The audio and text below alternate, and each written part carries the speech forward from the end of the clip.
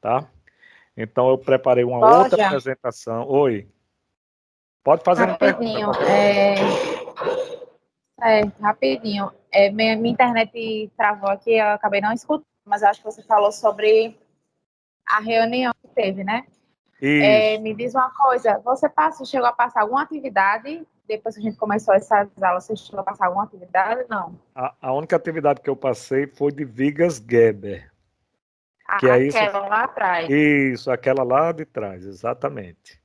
Certo. Não, era minha Nenhuma dúvida outra se você tinha mais. passado alguma nova. Certo. Não, alguma outra mais não, tá? Só foi essa mesmo. Aí, ao Certo. término dessa Obrigada. daqui, eu vou preparar uma atividade só de quadros isostáticos, viu? Certo. Tá bom. Aí a gente tem o nome aqui quadros isostáticos, mas pode ser pórticos também, tá? Chamado de pórticos simples, quadros simples, planos, porque ele não é em 3D, não é espacial, é o pórtico simples mesmo.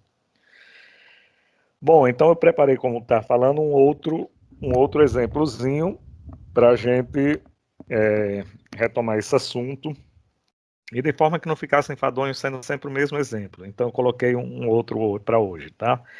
Aí aqui nesse nosso slide a gente vai dar uma chamada só sobre alguns conceitozinhos que é para a gente fixar e poder dar uma continuada melhor.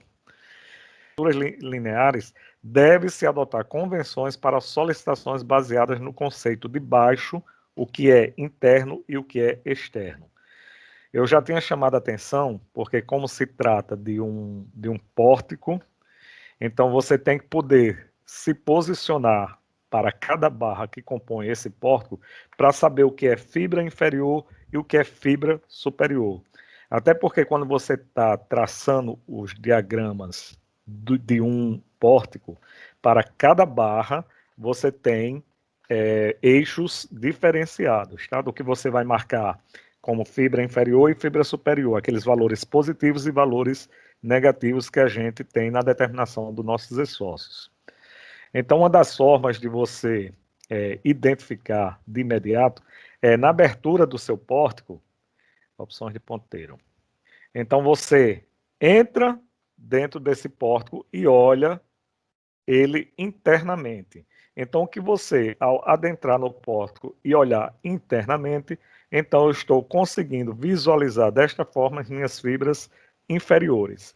E o que tiver por fora desse pórtico serão as nossas fibras superiores.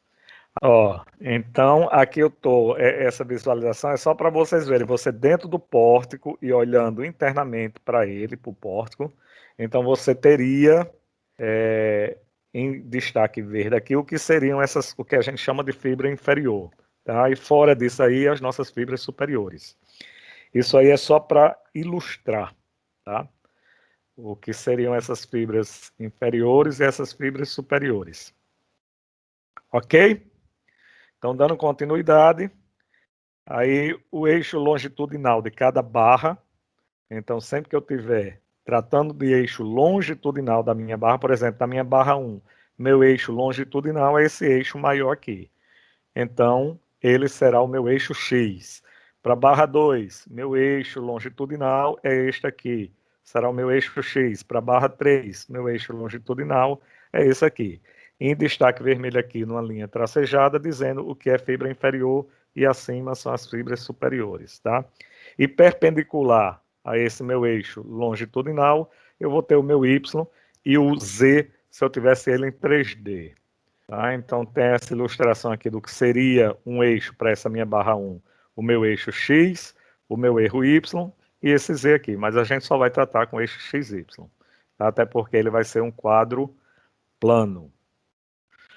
Então, o nosso exemplo inicial vai ser esse aqui, que eu chamei de pórtico 1. Tá? Ele tem essa configuração de carregamento. São duas cargas concentradas, uma na barra 1 de 2 kN, outra na barra 2 de 10 kN e a barra 3 não tem carregamento nenhum.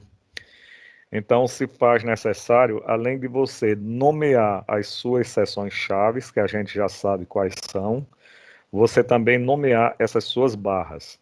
Porque quando você estiver determinando o seu esforço, você vai fazer barra por barra. Existe maneiras de você fazer de uma vez só, tá? Mas isso ficaria mais complicado e diferente do que a gente já viu em sala de aula. Então a gente vai continuar adotando a mesma metodologia que foi vista em sala de aula. E se vocês talvez procurarem alguns vídeos sobre pórticos na internet, vocês vão encontrar. Mas eu aconselho vocês só visualizarem o vídeo todo aquele que adota uma metodologia parecida com a nossa. Feito isso, após a nomeação dos meus pórticos, eu tenho que iniciar os seus esforços, né? Os seus esforços internos solicitantes, que são os nossos esforços seccionais. E lembrando também que nessas sessões chaves, nós adotaremos aquele mesmo princípio que foi adotado para nossas vigas, sejam elas vigas isostáticas ou vigas Geber. Então, na seção que eu estou determinando o esforço, se tiver uma carga que provoque aquele esforço, nós criaremos duas seções auxiliares, uma antes e uma depois. Em relação a pórticos, será também seção-chave o encontro entre barras, tá? Então, eu tive encontro de barras, eu vou ter uma seção-chave. E eu quero chamar a atenção também que, neste caso, quando você tem um encontro de barras, naquela sua seção, você obrigatoriamente, independente de qualquer esforço, seja ele normal, cortante ou momento fletor, você vai fazer o antes e o depois, tá? Então aqui é uma informação a mais em forma de uma análise que a gente vai fazer a mais quando se tratar de pórticos. Mas também só isso, o restante continua tudo do mesmo jeito que a gente já tinha visto, tá? Então, essa ilustração aqui é só para mostrar um pórtico e como você vai caminhar sobre esse pórtico para fazer a determinação dos seus esforços, tá? Então, na barra 1, você vai caminhar neste sentido, na barra 2, você caminha neste sentido e na barra 3, nesse sentido. Apesar dos carregamentos aqui não corresponderem a este nosso exemplo, mas aqui é só para você ver como você se posiciona. E você sempre naquela seção que você está se posicionando para determinar o esforço, aí você olha sempre para a sua esquerda, que isso também foi adotado em sala de aula, tá? Então vamos lá. Aí aqui seria a marcação das fibras inferiores. Aí isso aqui a gente já viu. Pronto, então vamos partir para o nosso primeiro esforço, na determinação do nosso primeiro esforço.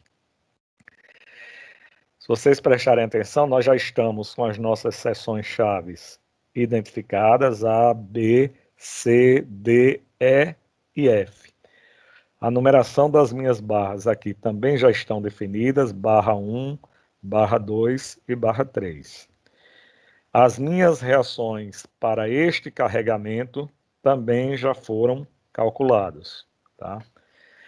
É importante quem tiver ainda alguma dúvida com relação à determinação de reações, dá uma boa revisada, porque para que o seu esforço seja determinado de forma correta, é necessário que essas reações estejam corretas.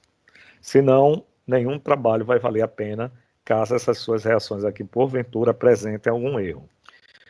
Bom, meu esforço normal, a minha determinação inicial vai ser com minha barra 1, tá?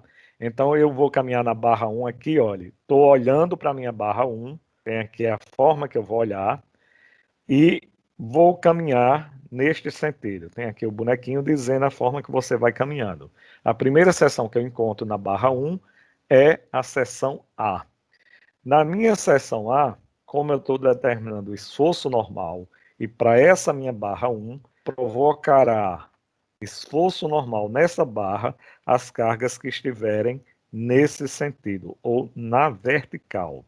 Isso com relação à barra 1. Então, se eu estou aqui em A, existe uma carga aplicada que provoca o esforço normal em A, o que eu tenho que fazer? Criar duas seções auxiliares. Uma antes e uma depois. Antes, eu me posiciono antes, está fora do meu elemento estrutural. Então, já sei que o esforço ali é 0. Me posiciono depois, estou aqui, depois de A. E vou olhar para quem? para a minha esquerda. Não esqueça que sua esquerda está aqui, olha. Você está olhando a barra, então a sua esquerda é para cá. Se eu estou na seção depois de A e estou olhando à esquerda, eu vou olhar tudo que está deste lado. Então eu só tenho esta força indo de encontro à minha seção. Se ela está indo de encontro à minha seção, o esforço normal é negativo, menos. E o valor da força? 4,67. Então, seção A depois, menos 4,67. Continuo caminhando sobre a minha barra até chegar à minha próxima seção chave, que é B. Na minha seção chave B, existe uma carga realmente aplicada em B, mas essa carga não provoca esforço normal para esta barra nesta seção. Então, não preciso fazer o antes e depois. Eu faço só o meu esforço normal em B. Posicionado em B para determinar o esforço, vou olhar para tudo que está onde? À minha esquerda. Então, eu saí de uma seção depois, cheguei nessa seção aqui e não houve, neste trecho, nenhuma perturbação ou nenhum ruído de uma outra carga que alterasse o meu esforço da seção anterior. Então, continua valendo o mesmo esforço da seção anterior, que era menos 4,67. Terminada a determinação no esforço, do esforço na seção-chave em B, continuo caminhando sobre a minha barra até chegar à minha próxima seção-chave. Aí a minha seção-chave seguinte e última da minha barra 1 é C. Aí lembre do que a gente falou. Se for um encontro de barras, essa seção-chave, obrigatoriamente você tem que determinar antes e o depois. Por ser encontro de barras, a gente faz o antes e o depois. Olha que o que nós estávamos acostumados, lá em vigas isostáticas, era só criar as seções auxiliares antes e depois, caso eu tivesse uma carga aplicada que provocasse aquele esforço. Neste caso aqui eu não tenho carga nenhuma aplicada, mas é um encontro de barras. Então eu vou fazer o C antes e o C depois. O C antes é aqui, olha. Me posiciono antes. Não esqueça que minha barra é essa, tá? Então, o antes é neste sentido aqui. E vou olhar para tudo que está à minha esquerda. Continuo tendo só esta minha carga aqui de encontro à minha seção. Negativo, menos 4,67. Ou então dizer, olha, se eu sair de B e caminhei até essa seção e não houve nenhuma carga neste trecho, então o esforço nessa seção é o mesmo da seção anterior. O esforço nessa seção é o mesmo da seção anterior.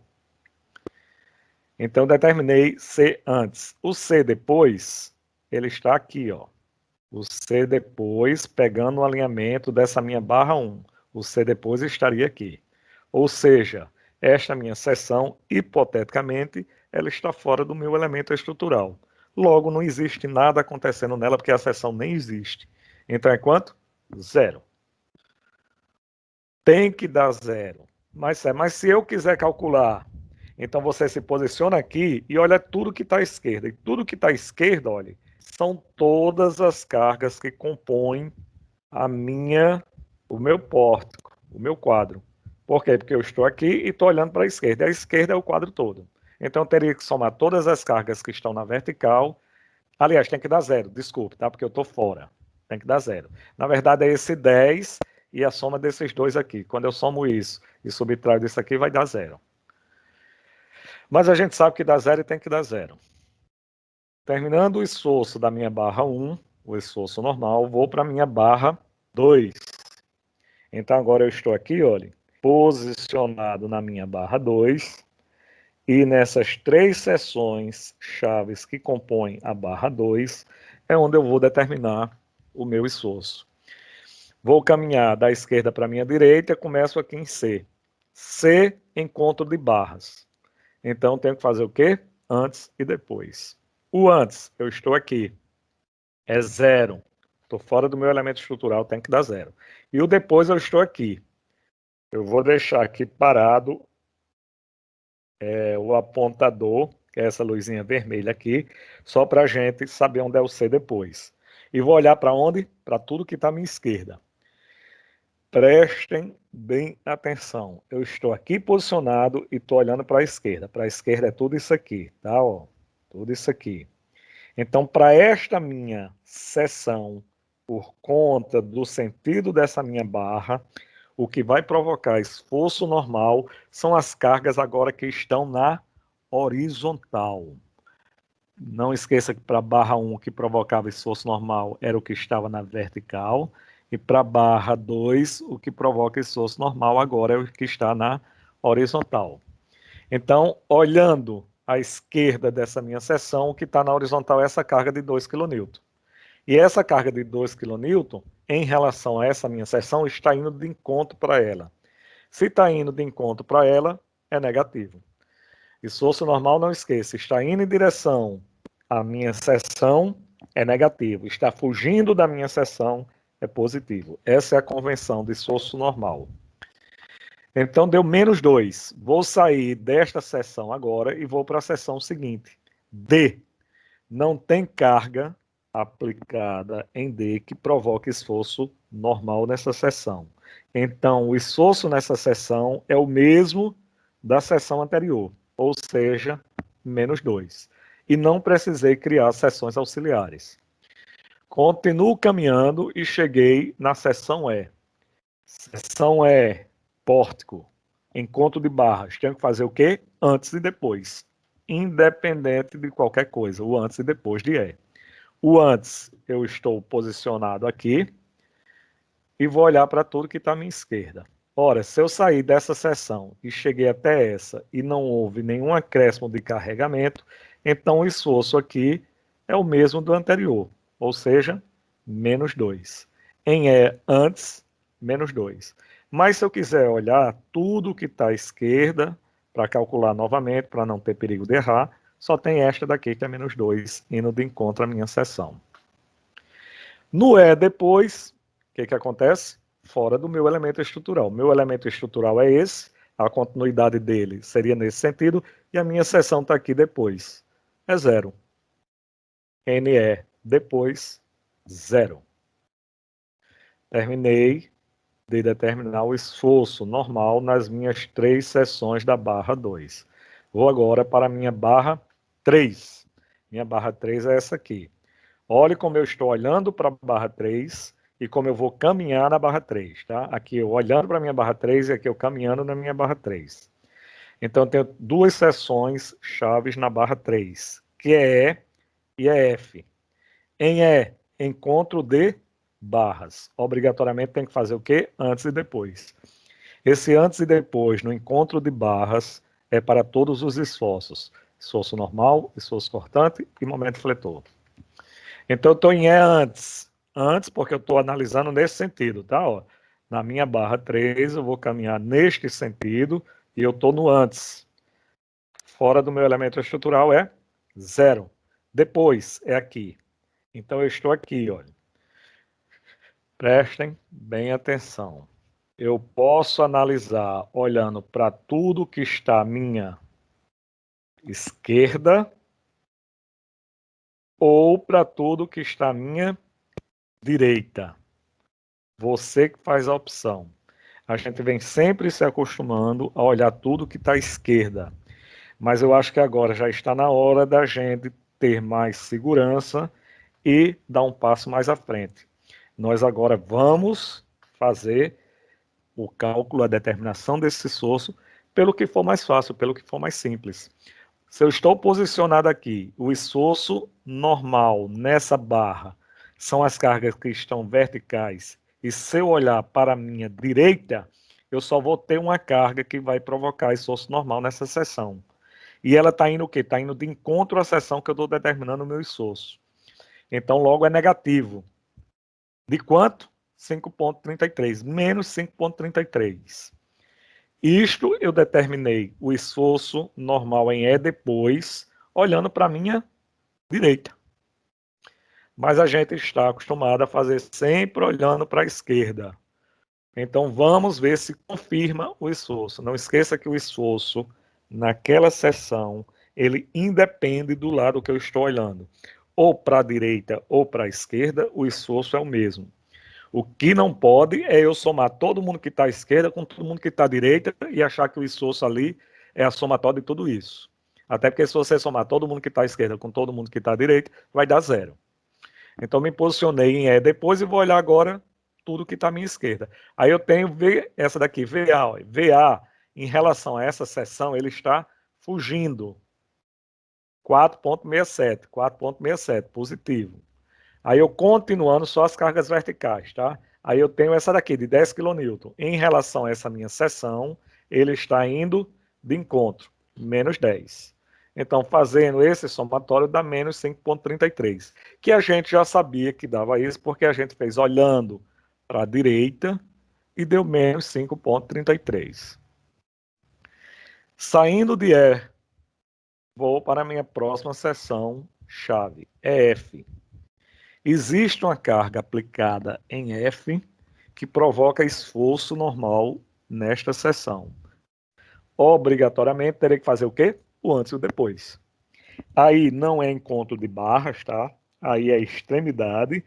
E só fiz o antes e o depois porque existe uma carga aplicada nesta seção que provoca o esforço que eu estou determinando, que é o esforço normal. O antes está aqui, em F antes, tá? Ou seja, vai ser o mesmo esforço da minha seção anterior. Andei até aqui, não houve nenhuma perturbação de carga, então é o mesmo da anterior, que é quanto? Menos 5,33. E o depois está fora do meu elemento estrutural, que dá quanto? Zero. Com isso, determinei o esforço normal da minha barra 3 na seção E e seção F. Vou agora para o traçado do meu diagrama.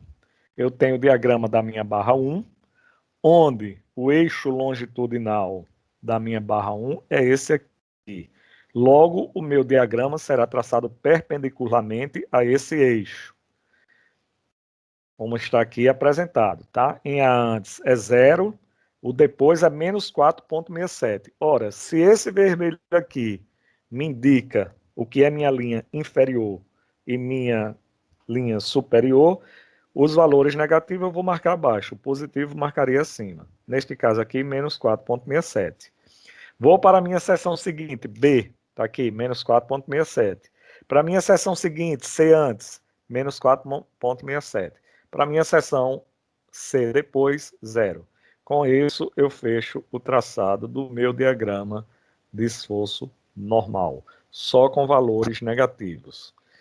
Se eu determinei, se eu desenhei, se eu marquei, se eu tracei o meu diagrama corretamente e em escala, eu agora posso, em qualquer seção dessa minha barra, saber qual é o esforço normal que está acontecendo, sem precisar fazer cálculo nenhum. Só vindo aqui através do meu diagrama e medindo esse esforço. Para este caso aqui é bem fácil, porque em todo e qualquer seção vai ser menos 4,67. Ou seja, 4,67 significa dizer que minha barra, por ser negativa, esta barra todinha aqui está sendo comprimida com relação ao esforço normal. O mesmo diagrama eu vou traçar para a minha barra 2, lembrando que agora o meu eixo longitudinal da viga é esse aqui, e o traçado do meu diagrama será perpendicular a esse meu eixo longitudinal. Os valores negativos eu marcarei abaixo, os valores positivos acima. Então eu saio aqui em C0 antes, C depois, 2, e vou até o D. O D está aqui, também menos 2. O E antes, menos 2, e o E depois, 0. Fiz o meu traçado em qualquer seção da minha barra 2, eu sei determinar o meu esforço normal apenas olhando para o meu diagrama. Por último, minha barra 3, o meu eixo longitudinal é esse aqui, e o meu diagrama será traçado perpendicularmente a esse eixo longitudinal, perpendicular. Os valores negativos abaixo, os valores positivos para cima. 0, menos 5,33, o próximo menos 5,33 e 0. Do jeito que está marcado aqui, esse esforço, eu traço o meu diagrama. Com isso, eu termino o meu esforço normal. E está todo mundo aqui no diagrama só, tá? Então, se a gente prestar atenção, tem interferência em alguns pontos de um traçado de um diagrama para outro.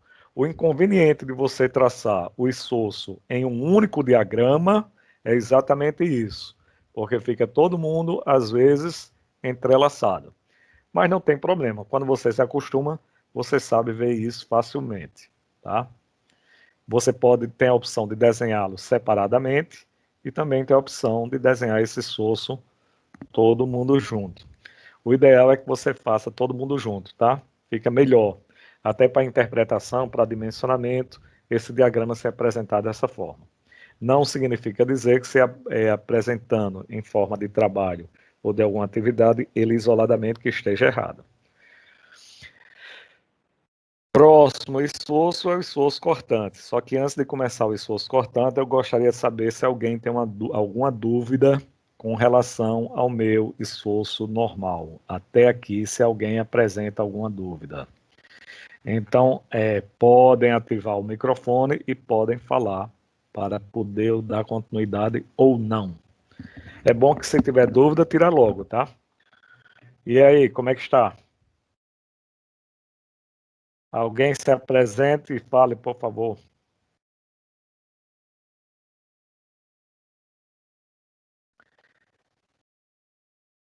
Eu consegui compreender até aí. Então, acho que o povo não vai falar não, professor. E agora? Voltou agora. Ok. Então vamos retomar de onde temos parado. Aqui, esforço normal. Beleza, vamos agora para o nosso esforço cortante.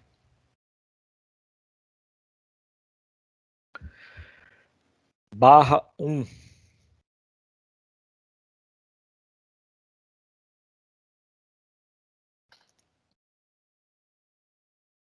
Do mesmo jeito, o procedimento não muda.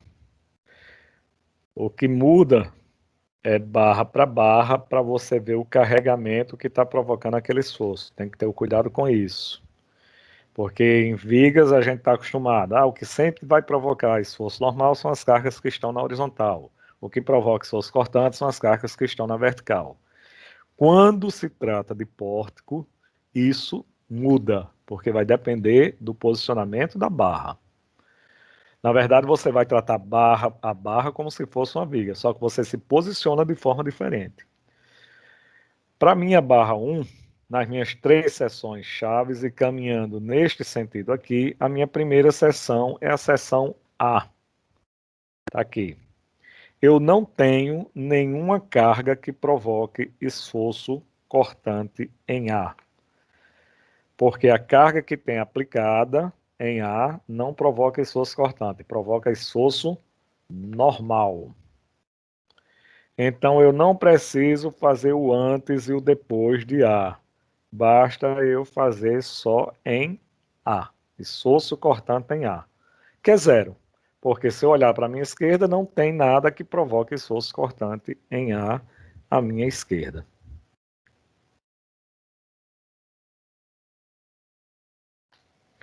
Saindo de A, eu vou caminhar até a minha próxima seção. Saí de A e caminho até B. Chegando em B, aí sim eu tenho o esforço cortante antes e depois. Eu vou precisar fazer o antes e o depois.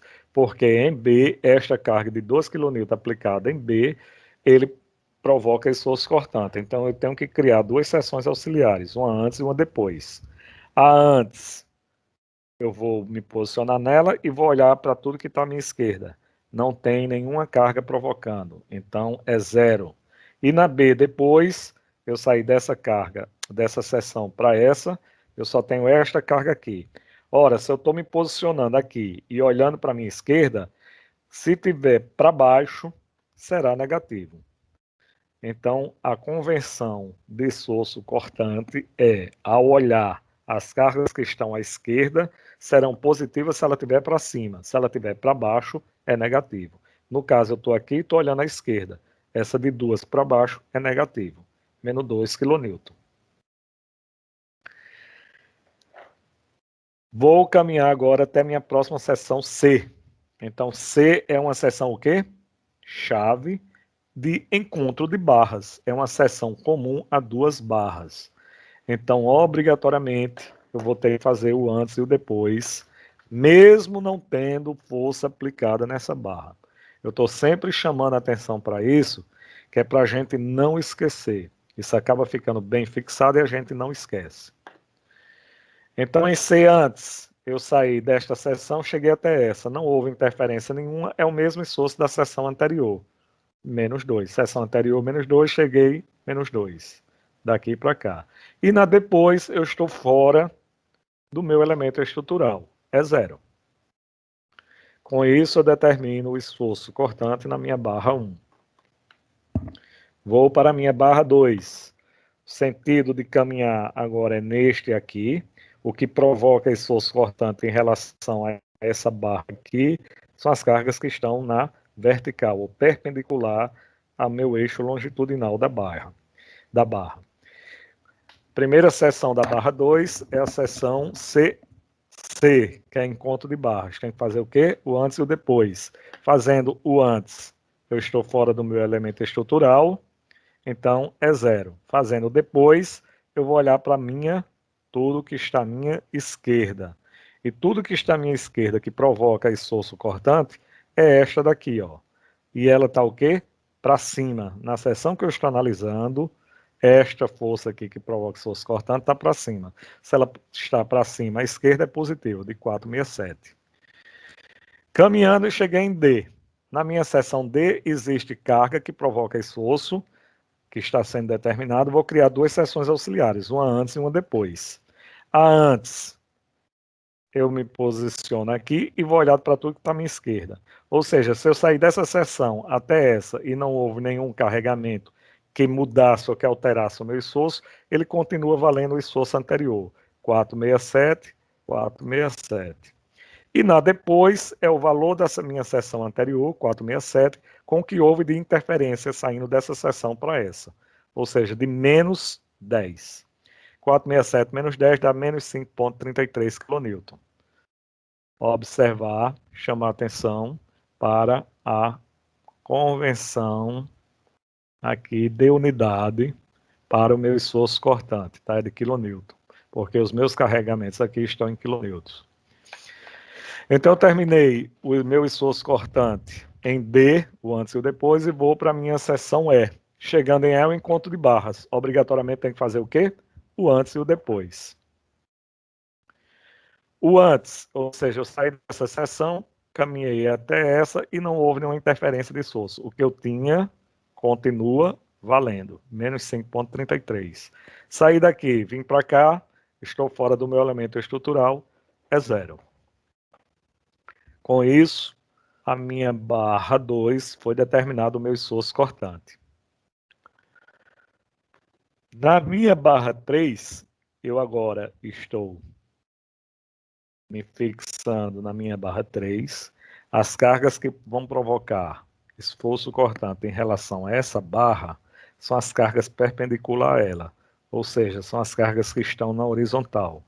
Isso aqui provoca esforço cortante, isso aqui provoca esforço cortante em relação a essa barra. Essas cargas aqui não provocam esforço cortante em relação a essa barra. Começando em E, na minha seção E antes é zero, porque eu estou fora do meu elemento estrutural. Na minha seção depois está aqui. Mais uma vez, a gente vai olhar para tudo que está à minha esquerda, tá? Mas se eu quiser olhar o que está à minha direita, ou seja, eu também posso. O que é que provoca esforço cortante nesta minha seção, olhando só o que está à esquerda? Só tem essa carga aqui provocando esforço cortante. Ela é o quê? Para baixo. A esquerda para baixo é positivo. Tá? Na seção que eu estou, a direita para baixo é positivo. A esquerda para cima é que é positivo. Esta é a convenção. Mas se eu me posicionar nessa seção e quiser continuar olhando para a minha esquerda, não tem problema nenhum. Até porque eu só vou ter uma carga que vai provocar esforço cortante nessa seção olhando à esquerda, que é essa de 2 kN. Em relação a essa minha seção aqui para a esquerda, ela está o quê? Para cima. é positivo. Se eu olhar à direita, só tem essa, para baixo. A direita para baixo também é positivo. Ou seja, à esquerda ou à direita, o esforço não se altera. E por último, eu chego na minha seção F. Seção F, aqui eu tenho uma carga aplicada em F que provoca o esforço. Então, eu tenho que criar o antes e o depois. O antes, ou seja, eu saí dessa seção, cheguei até essa, não houve interferência, continua valendo o mesmo esforço da seção anterior. Seção anterior, esta seção, porque não houve alteração. E o depois, eu estou aqui fora, tem que dar zero. E aqui a gente mostra que dá zero. Determinado o esforço, eu vou traçar o meu diagrama de esforço cortante. Lembrando que para a barra 1, eu vou traçar os esforços perpendiculares a essa barra. Para a barra 2, os esforços serão marcados perpendicularmente a essa barra. E para a minha barra 3, os esforços serão marcados perpendicularmente a essa barra. Para a minha barra 1, os valores negativos serão abaixo, os valores positivos acima. Para a minha barra 2, valores negativos abaixo, valores positivos acima. Para a minha barra 3, valores negativos abaixo, valores positivos para cima.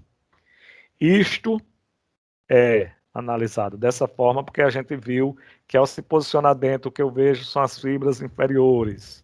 Então, por isso que eu sei o que é embaixo e o que é em cima para cada barra.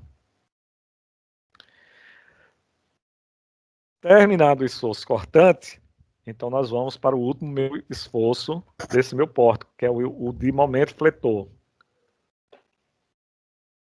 Começando pela minha barra 1.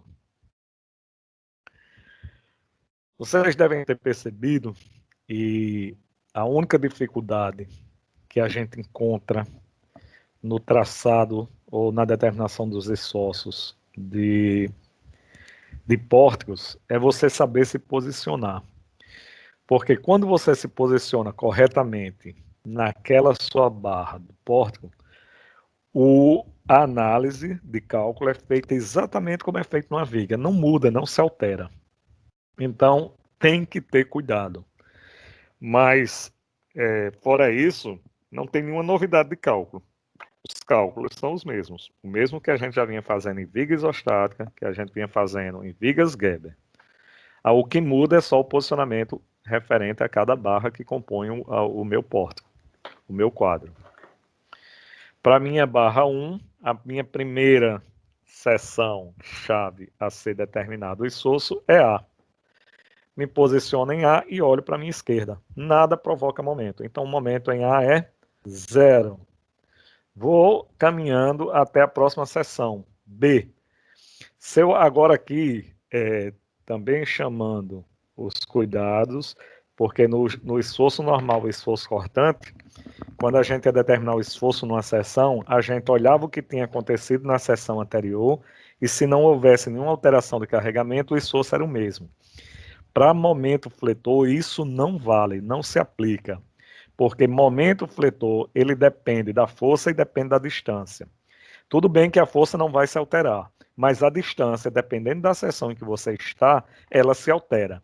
Então, por isso que eu sempre tenho que determinar o meu momento fletor em cada seção, tudo novamente sem olhar para a seção anterior, porque aí esse raciocínio não se aplica. O raciocínio que a gente vinha tendo antes. Eu sempre vou ter que fazer as contas tudo novamente. Então, eu cheguei na minha seção B e vou olhar para onde? Para a minha esquerda. Oxe, cadê B? Gente, não tem B aqui. Deixa eu só ver se tem. Tem não. Está faltando. Mas eu vou fazer o seguinte, eu vou calcular aqui e vou fazer em forma de ponteiro, tá? Então, momento em B. Preciso fazer o antes e o depois de B? Não. Por quê? Porque só existe uma carga concentrada aí, não é carga-momento. Então, não tem por que eu criar o antes e o depois. Eu calculo exatamente nessa seção. E vou olhar para onde? Para a minha esquerda. Tudo que está à minha esquerda. Ou seja, eu só tenho essa carga aqui, de 4,67, e não provoca momento nessa seção. Se não provoca momento, então o meu momento em B é 0. Momento em A é 0, momento em B é 0. Vou sair caminhando agora para onde? Para C. Aí agora sim, eu cheguei em C, mesmo não tendo uma carga momento aplicada, eu vou ter que fazer o antes e o depois, porque é encontro de barras. Foi encontro de barras antes e depois, qualquer que seja o esforço. O antes, MC antes, eu estou aqui, ó. Estou posicionado aqui, tá? Estou bem aqui. E vou olhar o quê? Tudo que está à minha esquerda. Esta carga aqui não provoca momento em B, mas essa carga aqui provoca momento em relação... Em B não, desculpa, em C antes. Mas provoca momento em relação a essa seção. Que é quanto? 2 vezes a distância. A distância é 4. 2 vezes 4. E por que é negativo? Porque a tendência de giro dela é isso aqui, ó. Ou seja, eu estou nessa seção, olhando para a minha esquerda, sentido anti-horário é negativo. Então, menos 2 vezes 4, menos 8. E o C, depois eu estou aqui agora, fora do meu elemento estrutural. Se eu estou fora do meu elemento estrutural, meu momento é 0. Com isso, determinei o momento fletor nas minhas 3 seções da barra 1. Indo para a minha barra 2, agora vou caminhar neste sentido aqui.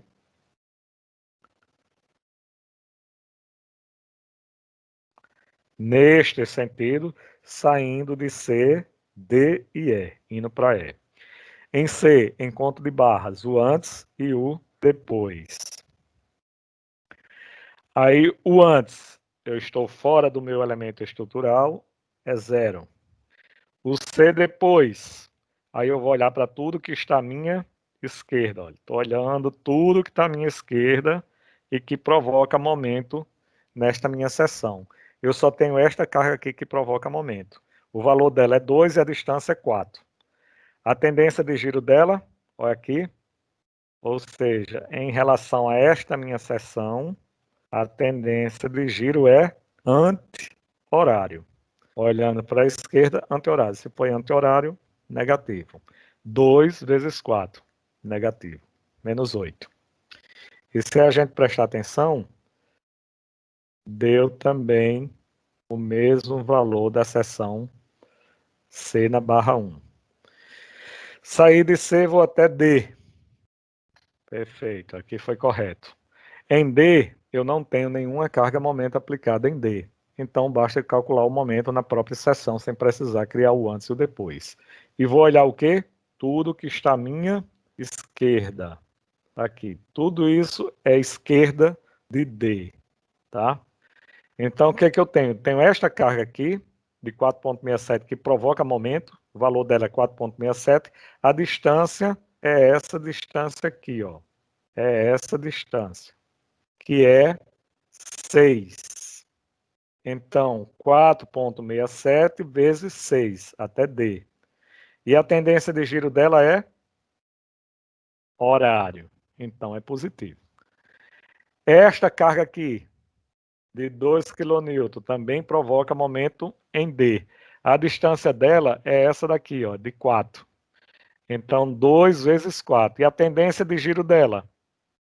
Tendência de giro dela é anti-horário. Se é anti-horário, é negativo. 2 vezes 4. Com isso, fazendo essa continha aqui, deu 20,02 kN. Atentem para a unidade de momento fletor. Saindo de D, eu vou para a minha próxima seção-chave, que é E. Aí em E, eu tenho o antes e tenho o depois. Isso aqui está errado porque o sentido da minha barra é esse. Então, o antes é aqui e o depois é aqui, tá? Vocês fixem neste desenho que está sendo feito. O E antes, ou seja, é 467 vezes a distância. Essa distância aqui é 12. É porque aqui não está aparecendo, mas essa distância todinha aqui é de 12 metros. Então, 4,67 vezes 12. Tendência de giro dessa força, ó. Se eu estou nessa seção e está nesse sentido, é positivo. 4,67 vezes 12. Próxima força que provoca momento. essa daqui, ó, de 2 kN. A distância dela em relação àquela minha seção é isso aqui. É essa distância, que é quanto? 4 metros. 2 vezes 4, 2 vezes 4. Tendência de giro dela é isso aqui, ó. Se eu estou nessa seção e a tendência é anti-horário, é negativo. Próxima força, aí eu tenho aqui, provoca momento em relação a essa seção. O valor do momento, 10, a distância, 6, 10 vezes 6. Tendência de giro, também anti-horário. Em relação a essa seção, então, também é negativo. Fazendo a soma aqui de todo mundo, eu tenho menos 12 kN nesta seção. E em depois, isso aqui, gente, é o antes. Isso tudo foi o antes. E aqui é o depois. E o depois é 0. Aqui está invertido, tá? Esses dois aqui, primeiro era esse, depois era esse. E depois eu estou fora do meu elemento, que é 0. Então, determinei o momento fletor em todas as seções chaves da minha barra 2. Vou agora para a minha barra 3. Aí na minha barra 3, sim, aqui está correto. Eu estou aqui na minha barra 3, na minha primeira seção, a seção é encontro de barras, eu faço o antes e o depois. Antes e depois. O antes, eu estou fora do meu elemento, é 0. E o depois, eu estou aqui. Fica mais prático eu olhar para tudo que está, isso aqui é um olhinho que eu estou fazendo aí para vocês, para tudo que está, ok? À minha direita. Tudo que está à minha direita é isso aqui, ó. Esta força não provoca, mas essa daqui provoca. Então, ela provoca um momento com essa tendência de giro. O valor é 2. E a distância é a distância daqui até esse ponto. Que é quanto? 4 mais 2, 6. Que dá quanto? 12. Só que, como eu estou olhando à direita, eu estou aqui na minha seção, tá? Aqui a minha seção, e estou olhando à direita. Isso aqui é a convenção de sinal para momento fletor positivo. Só que o que está acontecendo é exatamente a direita, olhar na direita, para esta carga aqui à direita, está acontecendo isso. Horário à direita, neste sentido aqui, é negativo. Por isso que tem o menos 12 aqui. Então, o momento em à direita é igual a menos 12, tá? Menos 12. Isso eu fiz olhando para a minha direita. Eu estou na seção e olhei para a minha direita. Mas se eu estiver na seção, eu posso olhar o quê? Tudo que está à minha esquerda. Que foi o que foi feito aqui. Então, eu tenho esta carga aqui, vezes a distância, vezes 12. Está aqui. É este primeiro aqui. Aí depois eu tenho essa duas aqui, a distância 4, 2 vezes 4, negativo. E depois tenho essa daqui de 10 vezes 6, também negativo. Quando eu faço o somatório de todo mundo, deu menos 12, confirmando com o cálculo que eu tinha feito aqui, olhando para a seção à direita da minha seção que eu estou em análise. Ok? Deixa eu voltar para... Então, aqui eu tenho o traçado do meu diagrama. Prestem atenção que não existe parábola nenhuma aqui, não teve aquele QL2 sobre 8, porque todas as cargas que eu tinha aqui eram cargas pontuais, não existia carga distribuída. E aquele diagramazinho que a gente faz de uma parábola do QL2 sobre 8, aquela metodologia que a gente usa para o traçado de diagrama de momento fletor, neste caso aqui não foi necessário, porque todas as cargas estavam pontuais. Ponto a ponto, com linhas tracejadas cheias. Tá? Sim, por último eu calculei o momento fletor em F aqui, que se eu olhar para a minha esquerda é 0, tem que dar 0, e se eu olhar para tudo que está à minha direita, aí está aqui, ó, esquerda, aliás, tudo que eu fizer, se eu olhar para cá, esquerda, também tem que dar 0. Mas eu já sabia que era zero, porque nessa seção, se eu olhar para a minha esquerda, para a minha direita, nada provoca momento.